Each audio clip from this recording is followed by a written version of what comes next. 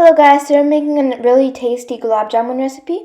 Mine will take some time to make, so you can mix milk powder, and ghee. Here's the finished product. I did not use milk powder.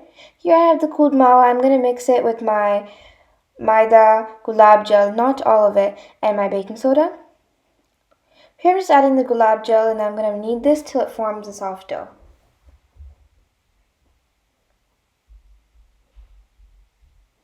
Once you have it into soft dough, cover it with a wet cloth that I'm showing here. Keep this aside while you make your sugar syrup. Then make small balls and fry in an oil and ghee combination. I wouldn't recommend using all ghee because it makes it a little bit more heavy than you want it.